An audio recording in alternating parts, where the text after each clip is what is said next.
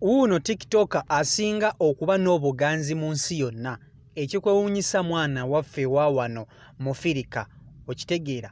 Mbaniriza nnyo ku TikTok mwebale kuba nti ate mutugoberera kansobere nti buli omu ali bulungi kigenda gita gye mutuusaako engalo. Ennaku z'omwezi leero ziri 9 era nga independence ya Uganda ey'omulundi ogwokutaano. So mwenna bannayuganda abali eyo mbagaliza independence ennungi ne Uganda yonna okutwaliza awamu era nsaba tugiyitemu bulungi nnyo.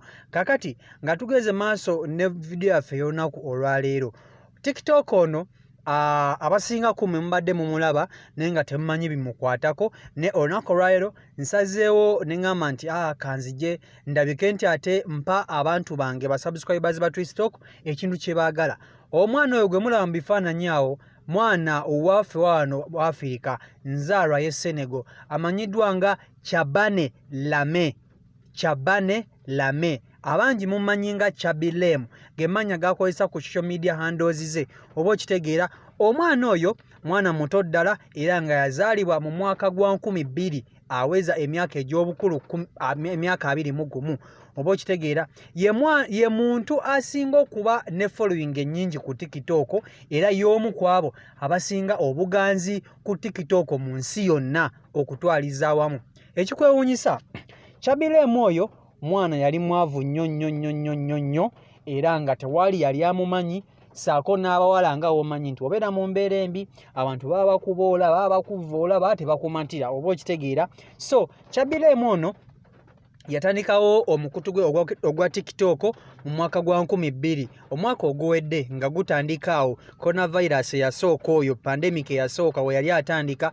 Bw'atyo bwe yasalawo okuba nti ate akola akaunti eya TikTok, wabula yagamba nti akola TikTok ye kuba nti agaggawalirako nno, wabula yakola TikTok ye okumumalako ebirowoozo, kubanga ennaku entono nnyo gye buvuddeko yali yakamala okugobebwa ku mulimu gye yali akola. Yali akola ku mulimu mu factory era ng'alinganga engineer w'ekyuma mu factory emu, wabula oluvannyuma lw'akaseera baamugoba ku mulimu n'adda ewaka nga talina yadde n'ekikumi ng'ali mu birowoozo saako n'amaziga amangi. Yasalawo mu coronavirus oyo yasooka mwaka gwa 2020 n'asalawo okuba nti ate agulawo TikTok account ye asobole okuba nti ate yeggyako ebirowoozo, wabula mukama nga bw'atalya nguzi, Chabilem TikTok agifunyeemu nnyo.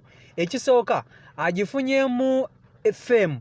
Ye TikTok asinga okuba n'obuganzi mu nsi yonna. Akwata kyakubiri Chabilem.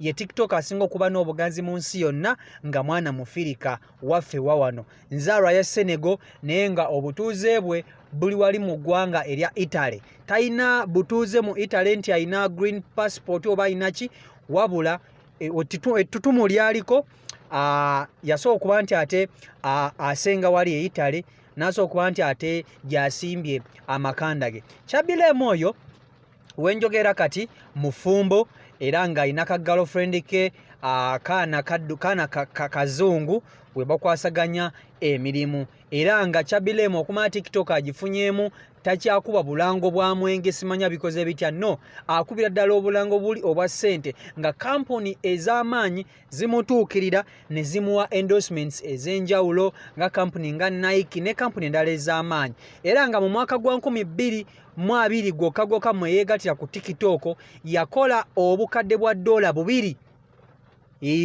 Awo wetutuuse, yakola obukadde bwa $2 bwe buwumbi nga 7 obwa wano. Just imagine mwaka gumu, naye nga yali mwana mwavu nga teri amumanyi, talina kyalina, ali awo nobody, naye essaawa zino musajja w'amaanyi nnyo. Tagwa ku billboard. Kyemmanyi nammwe abasubscribinga ku TikTok abampuliriza mulina video za Chabilem, ebintu byakola byanjawulo. Agezaho kuba nti ate ageegenya abazungu, tayogerera mu video ze, no, wabula akola ebintu abazungu bye balabanga ebizibu n'akukolera in a simple way. Muyinza okukola ekintu ekyo nga teweetawaanyiza nga olaba abazungu bwe bakola. Ye Chabilem ye mwana asinga okuba n'obuganzi ku TikTok, alina following y'abantu 1,019,000 be bantu abamugoberera, era gweoyinza okudda eyo n'ogamba nti nina abantu following 5,000 n'olinnya abantu ku mitwe. Ono alina following y'abantu 1,014,000 be bamugoberera. Alina Instagram account eriko abamugoberera obukadde 35 be bamugobera ku Instagram. So awo yewe tutuuse gwe ali eyo kiki kyolagawo ku TikTok mbeera kimwe weetwalira wuuno omwana yaliwa ku street naye kati omu ku basinga obuganzi ku TikTok. Twisitoka YouTube channel kwoli mwebale kuba nti ate mutugoberera nze nvudde wano mbasiibudde.